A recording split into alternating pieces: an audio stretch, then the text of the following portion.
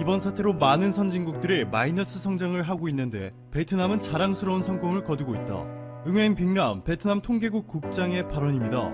이번 사태로 미국, 유럽, 한국 등의 선진국들의 GDP 성장률이 마이너스로 돌아서려고 하고 있는데 베트남의 경제 성장률은 여전히 3.82%라며 매우 자랑스럽고 성공적이다 자화자찬하였습니다. 하지만 이것은 말 그대로 베트남 혼자만의 착각이었습니다. 영국의 로이터 통신은 이번 사태로 베트남 항공이 50조 동을 잃을 것이다. 전체 직원의 절반인 10,000명의 직업을 잃을 것이다. 나머지 절반도 급여가 삭감될 것이다. 라고 전했고 중국의 신화통신은 아시아개발은행이 최근 발표한 보고서를 인용해서 2020년 베트남의 경제 성장률은 둔화될 것이다. 라며 상황이 악화될 경우 베트남의 물가가 갑자기 치솟아 위기를 맞을 수 있다. 경고하였습니다. 더 충격적인 것은 315조 원에 달하는 베트남 GDP는 모든 한국 기업들이 베트남에서 철수하는 순간 100조 원 가까이 폭락해 이번 사태와는 비교가 불가능할 정도로 큰 경제 대공황을 겪게 될 것이라는 겁니다. 한국을 핵심으로 다른 국가들로부터 투자를 받고 있는 덕분에 살아 숨쉬는 베트남이 세계적으로 모두가 힘들어하는 이 시기에 자화자찬식 발표를 한 것에 불쾌감이 조성되고 있는 분위기입니다. 사실 그리 전망도 밝지 않은데 말이죠. 베트남의 논란은 이것뿐만이 아닙니다. 최근 한국에 잇따라 외교적 결례를 범하고 있는 베트남이 진실된 사과를 하기는커녕 이번에는 182단계 업그레이드된 무례함을 보여주고 있습니다. 지금부터 여러분의 혈압이 급격하게 상승할 수 있으니 심호흡 크게 한 번씩 하시고 시원한 물 한 잔 하시면서 영상을 이어서 감상하시면 좋을 것 같습니다. 베트남 현지 언론의 보도에 따르면 다음 달 15일부터 베트남인이 한국에 일하러 가려면 1억 동 우리 돈으로 525만 원을 보증금 명목으로 베트남 정부에 내야 한다는 정책을 응웬 수억 북 베트남 총리가 서명했습니다. 이와 함께 베트남인들은 베트남 사회정책은행으로부터 최대 1억 동을 빌릴 수 있다며 원금을 갚는 시기와 이자율은 협상하자 라는 식의 공지를 밝혔습니다. 이렇게 되면 베트남 정부가 한국으로 취업한 베트남 노동자들을 손쉽게 관리할 수 있어 한국 내 베트남 불법 체류자들이 줄어들 것이라는 의견도 있지만 베트남 정부가 보증금 납부 의무화를 시작한 것은 이미 7년 전 일이고 시행된 이후에도 한국에 불법 체류하고 있는 근로자 중에서 30%가 베트남인으로 전혀 해결되지 않고 있죠. 한국 내 베트남 유학생들은 더 심각합니다. 교육부의 통계에 따르면 불법 체류 외국인 유학생 전체의 무려 63%가 베트남 국적의 학생이었는데요. 최근 한국에 있는 베트남 유학생들이 불법 체류도 모자라서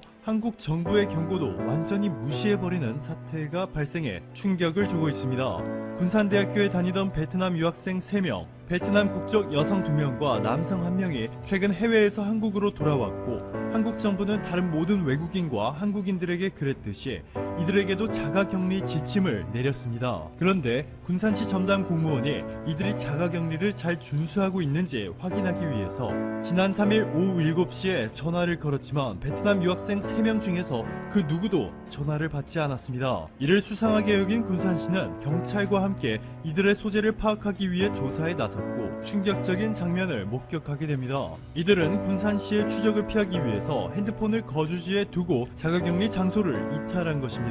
전북도 관계자는 이들 3명은 고의적으로 격리지를 이탈하였다며 무관용 원칙에 따라 엄중히 대처할 것이라 밝혔고 법무부는 조만간 이들의 추방 여부를 결정할 것으로 알려졌습니다.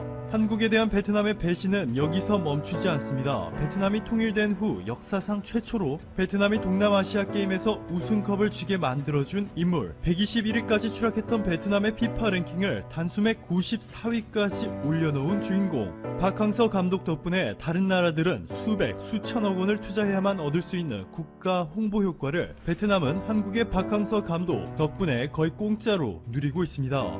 박항서 감독이 직접 자신의 연봉을 구체적으로 공개한 적은 없지만 베트남 현지 언론 뚜오이제의 최근 보도에 따르면 현재 박항서 감독이 받고 있는 금액은 처음 베트남 축구협회와 계약했던 액수의 2.5배인 세후 6,180만원 이외에도 박항서 감독이 거주하고 있는 주택과 제공된 자동차, 항공 비용 등 모두 계산하면 한 달에 총 9,888만원 정도를 받고 있는 것으로 전해졌습니다. 연봉으로 계산하면 12억 원 정도가 되는 것이죠. 자, 그런데 베트남은 박항서 감독에 12억 원을 지급하는 대신 박항서 감독은 베트남에 수백, 수천억 원에 달하는 국가 홍보 효과를 안겨주는 동시에 1인당 130만 원을 넘게 지출해 베트남에서 큰 손이라 불리는 한국인 관광객 수를 대폭 늘리는 데 상당한 기여를 하였습니다. 하노이 탄롱대 교수는 그동안 베트남 젊은이들 사이에서 애국심은 그저 추상적인 개념에 불과했다. 그런데 축구 경기를 통해 많은 베트남 청년들이 애국심을 느끼기 시작했다. 베트남인으로서 긍지와 자부심을 갖게 되어 베트남의 성장에 큰 역할을 하게 될 것이라 전했습니다.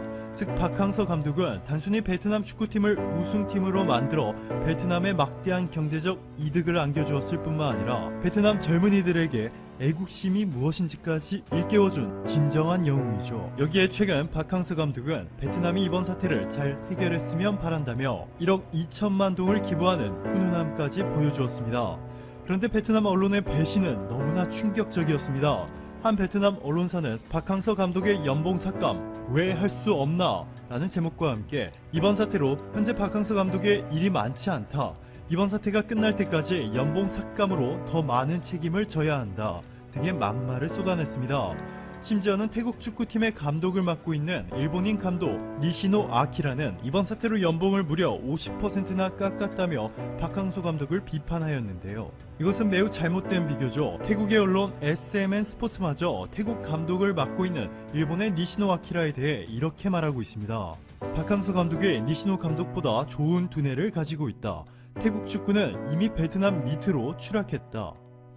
자, 이렇게 베트남 내에서는 한국에 대한 배신을 남발하는 가운데 최근 웅유엔 수옥북 베트남 총리는 문재인 대통령과의 전화통화에서 한국의 진단검사는 세계의 모범이다 라며 방역 및 임상 분야에 대해서 협력을 해달라 부탁한 것으로 전해졌습니다. 이미 한국산 진단키트 20만 개를 수입할 것이라 밝힌 베트남은 최근 베트남 하노이에 위치한 최대 규모의 종합병원인 빅마이 병원에서 집단 감염이 발생하여 초유의 위기를 겪고 있습니다. 무려 4만 명이 이 병원을 다녀갔다 베트남 보건당국은 추정하고 있는데요. 빅마이 병원과 관련된 확진자 수가 베트남 전체의 31%에 육박하고 있습니다. 상황이 이렇게 심각해지자 또 한국에 도움을 이렇게 요청하고 있습니다. 도움이 필요할 때만 한국을 찾고 자신들이 어려워지면 배신을 해서라도 피해를 최소화하려는 행동을 반복하고 있는 베트남. 도대체 베트남 경제가 어디까지 무너져야 이 광란의 질주를 멈출지 한번 지켜봐야겠습니다. 오늘도 감사합니다.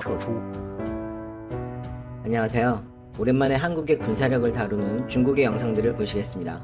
채널 내 밀리터리 영상들을 통해 보셨겠지만 중국에서 한국의 군사력에 대해 이야기하는 것은 이제 흔한 모습이라고 할 수 있습니다.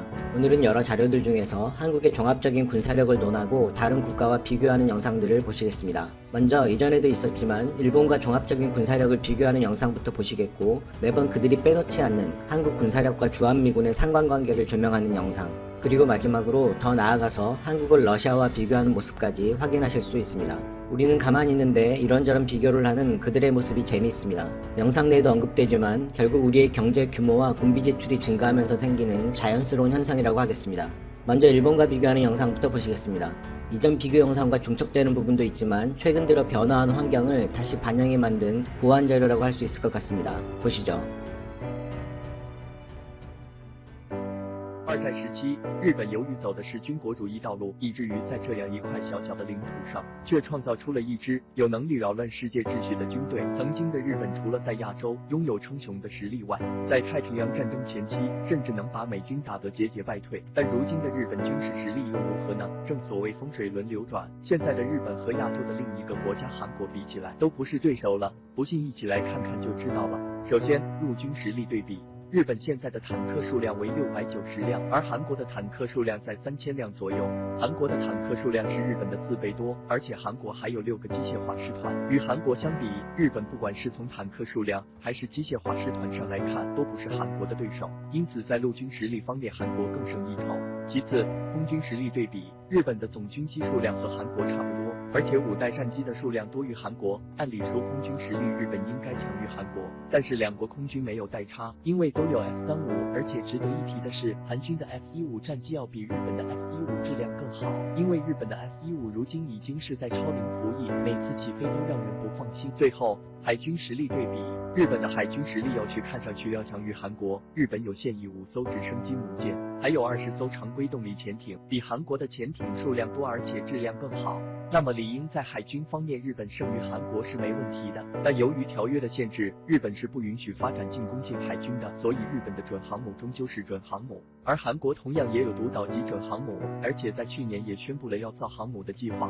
而且日本的舰队主要任务是反潜，几乎没有反舰能力，而韩国就不同了，除了已经拥有以世宗大王号为代表的 KDX-3级万吨级驱逐舰外，到如今还在大力发展海军。前段时间，韩国在武器装备展上公开了 KDDX 国产大型驱逐舰建造计划。在这个建造计划中，韩国军工企业将为韩国海军研发2款8000吨级神盾舰。但是在韩国军工公布的这2款战舰的图片中，很多网友一眼便看出端倪。原来这2款神盾舰的设计图片与中国055文吨大驱以及美国阿利伯克级驱逐舰十分相似，不仅仅是外形相似，连关键的技术指标上也很相似。韩国国产大驱也将和055大驱和美国阿利伯克 Fly-II 型驱逐舰一样，采用的双波段相控阵雷达设计。不过，外界对此普遍质疑，因为韩国的军工技术并不足以造出性能如此优异的大型驱逐舰。而且韩国对外宣称这2款战舰都是隐身战舰，隐身性能非常优异。但是我们可以从设计方案中看出 ，KDDX 的许多部位并没有进行隐身化处理。最明显的便是外置的导弹发射架和反潜鱼雷发射架。也就是说，未来如果日本和韩国的海军遭遇了，日本基本只能被动承受火力。由此可见，日本的海军实力也不发战胜韩国。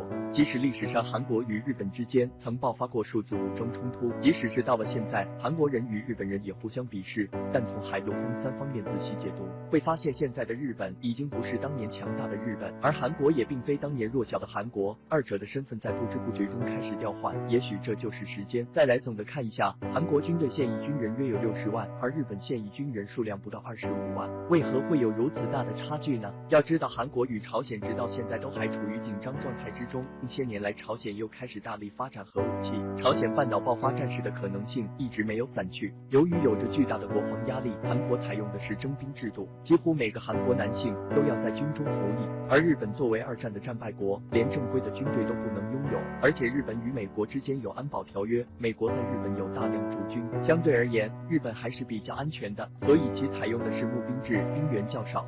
日本军事的发展较为注重防御性力量，而相较而言，韩国军队更为注重进攻性力量。虽然当前日本自卫队已经装备了 S-35战机，这使得其在空战中将会占有一定优势，但韩国空军拥有着不俗的对地对海攻击能力。虽然日本海上自卫队的装备水平高于韩国，但还是苦于发展限制，在实际交战中可能会被韩国海军所压制。在若日韩之间爆发战事，很可能是以海上作战为主。正因如此，韩国一直都很注重海军的发展。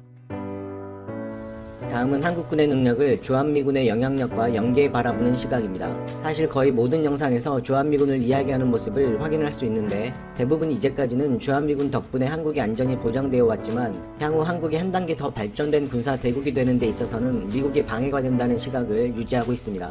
관련해서는 그렇게 늘 그들의 복잡한 속내가 엿보입니다. 보시죠.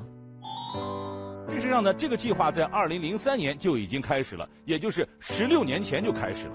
当年时任韩国总统卢武铉和时任美国总统小布什就基地搬迁计划达成一致，要将分散于韩国各地的美军基地集中到半岛中部地区。而搬迁计划完成之后呢，在首尔和朝韩军事分界线之间的地带将不会再有美军大型基地的存在。但是这之后的多年，这个计划的进度一再被延后。 青瓦台相关人士表示，计划收回的80处驻韩美军基地当中，已经有54个顺利移交了，那剩下的26处将加速推动收回。有分析称，韩国在这个时候提出基地问题，是要警告美国不要再对韩国的政策说三道四。那当然，也有分析说，韩国认为美国非常重视驻韩美军基地的价值，这是一种错觉。那么，韩国拿基地问题当筹码向美国示警，究竟有没有用呢？ 驻韩美军究竟对谁更有价值呢？来，这2个问题，魏先生。 在以前，可以说韩国对于驻韩美军的依赖程度是非常高的，因为此前韩国的常规作战力量还是比较薄弱。那么最近这10几年，或者说最近这20年，韩国军队在不断的壮大自己。那么韩国军方现在自认为在常规作战能力方面，已经和北方持平，所以说他对于美国的军事援助，包括美国在朝鲜半岛的驻军，它的依赖程度是在逐步降低。所以现在韩国不太希望美国强化对朝鲜半岛的这种军事影响力，反而希望自己占据主导和决策性的这样的一个地位。但是美国人不这样认为，现在韩美双方之间是存在一定分歧的。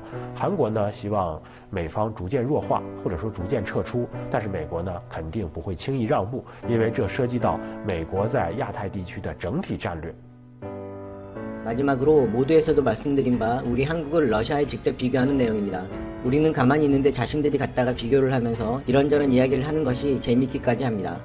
大家都知道，经济实力和军事力量是相辅相成的。像作为世界第一大经济体的美国，其军事实力在全球也是首屈一指的。如此说来，在今年上半年，韩国无论是 GDP 总量还是人均 GDP 都已经超过了俄罗斯。这是否就能够说明韩国的军事实力就比俄罗斯强呢？不用说，大家都知道，这简直是在开玩笑。从常规军事力量来看，俄罗斯足以碾压韩国。虽然苏联解体后，俄罗斯的实力大不如从前，但是瘦死的骆驼比马大。不说别的，仅凭俄罗斯6000多架飞机和800多枚各式导弹，韩国就没有胆量敢和俄罗斯叫板。虽然韩国从美国引进了 F-35隐身战机，但在尖端战机的数量上和俄罗斯比起来还是相形见绌。何况俄罗斯还从苏联继承了庞大的核武库，拥有目前世界上数量最多的核弹头。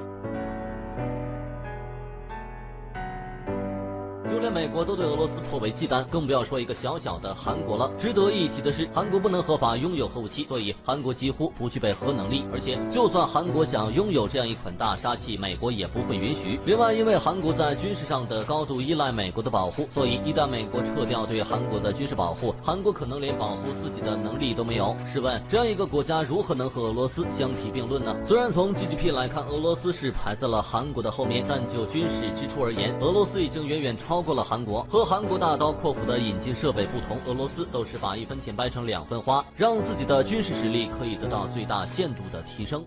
여기서 잠시 체크를 해보자면 2019년 기존 군비 랭킹에서 러시아는 4위를 차지했고 자신들 GDP의 3.6%를 지출, 한국의 1.5배 수준이었습니다. 毕竟对俄罗斯而言，强大的军事实力才是他们的安身立命之本，所以每年在发展军事方面都特别舍得花钱，尤其是核武器。反观韩国就不一样了，虽然 GDP 总量超过了俄罗斯，但军事实力就一般般了。而且，就算韩国想发展军事实力，也会处处受限于美国，因为美国不会容忍韩国的军事实力太过于强大，这样就不利于韩国为美国所用了。 주한미군과 한국군의 상관관계에 대해서는 늘 이런 형태로 이야기합니다. 그들의 복잡한 속내가 고스란히 담겨있다고 하겠습니다.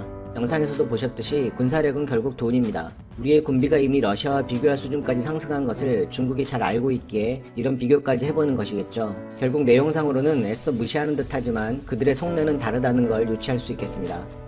而这成为了韩国自研远程巡航导弹的底气。随着韩国在军事装备上的自主研制意